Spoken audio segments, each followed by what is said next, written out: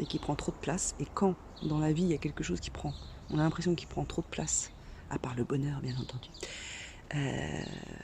quelque chose qui rythme comme ça, c'est lui qui a la baguette et c'est lui qui vous mène par le bout de l'estomac ou par le bout du cœur ou de la tête, et vous avez une sensation d'envahissement, que ça revient beaucoup trop souvent, et ben là, j'ai envie de dire, il faut se faire accompagner, il faut se faire aider pour comprendre le mécanisme, pour comprendre comment on fonctionne, voilà. Il n'y a pas, 36 solutions, je trouve, que de se faire accompagner, alors soit par une nutritionniste ou un nutritionniste, ou une diététicienne ou un diététicien. Alors, moi, le petit conseil, c'est bien bien le choisir. Quelqu'un qui n'est pas déjà dans le jugement, qui n'est pas grossophobe, qui n'est pas, contre les fonctionnements un peu atypiques au niveau alimentaire. Quelqu'un qui n'est pas sur les bases il y a quelques décennies maintenant, hein, sur on mange matin, midi et soir, et entre oulala, oulala. Moi, je ne suis pas d'accord avec ce rythme-là. Moi, je mange quand j'ai faim. Et ça évite bien des écueils, en fait. Dès que mon estomac réclame, je le contente. Alors, bien évidemment, il y a des fois non. Parce que j'ai pas prévu, parce que je suis à l'extérieur, Mais quand je suis à la maison, c'est lui qui me dit, en fait.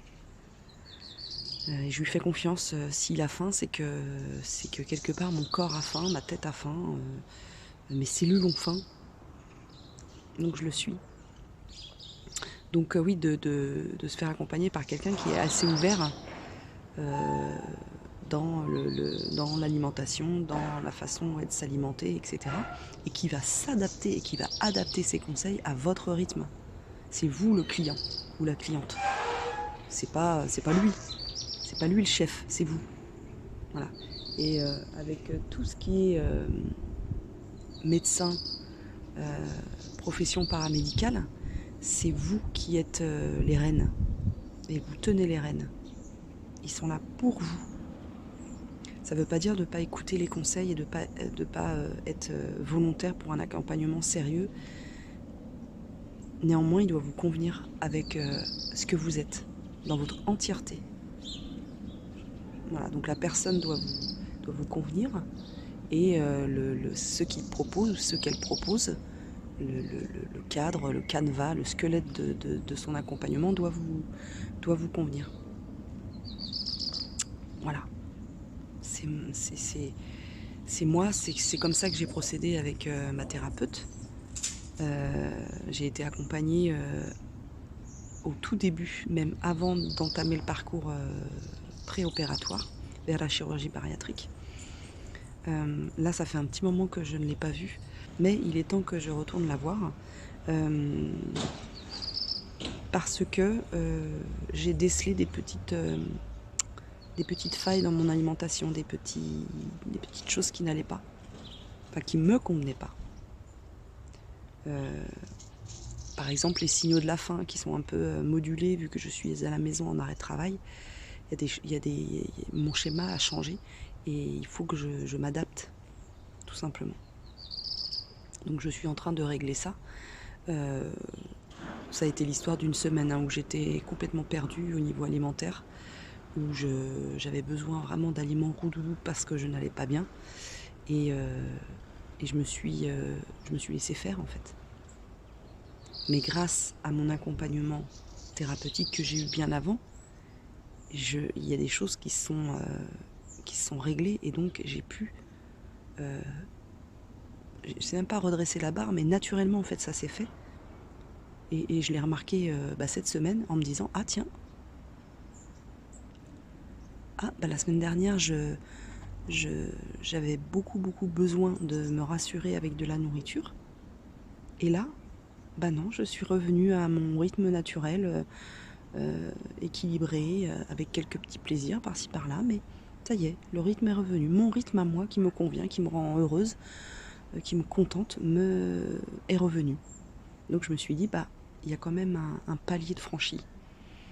Donc voilà, mais moi comment je fonctionne. Si ça peut vous donner des petites pistes de réflexion, eh bien j'en suis ravie. Quand on n'a pas accepté que nous étions des êtres d'émotion et des êtres qui... on est un ensemble en fait, hein, tête, cœur et estomac. C'est compliqué de trouver, je pense, le fil, le début de la pelote de laine. Mais dès qu'on l'a trouvé, eh bien, on se repère vite dans le noir quand on est perdu. Parce qu'il y a des choses psychologiquement qui se sont enclenchées, qui se sont réglées. Voilà. J'espère que vous allez bien. Mettez-moi en commentaire, ça me ferait bien plaisir d'avoir de vos nouvelles, de vos opérations, de comment vous vous sentez, comment vous procédez pour votre alimentation, pour vos repas, quel est votre rythme. Est-ce que vous êtes voilà, un repas 3 fois par jour, plus collation, ou est-ce que vous mangez quand votre estomac le réclame? Est-ce que vous faites la cuisine ou non? Est-ce que vous mangez beaucoup de produits transformés? Enfin voilà, tout ça, qu'on puisse communiquer là-dessus et échanger sur nos différents schémas alimentaires. L'alimentation doit rester une joie. Moi, elle a été longtemps une tristesse et un horrible personnage de fiction dans ma vie, l'alimentation. Elle est maintenant c'est comme ce soleil là, ça éclaire mes jours. Je suis contente de manger, je suis contente de manger varié et d'avoir la possibilité de manger varié et de me faire plaisir. Voilà.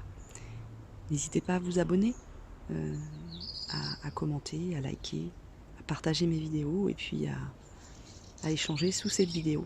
Voilà. Je vous dis à très très vite pour une prochaine vidéo, pour une prochaine question. Voilà, je vais faire plusieurs petites vidéos comme ça qui sont plus faciles à faire pour moi et peut-être plus digestes pour vous. On reste dans l'alimentaire. Allez, salut!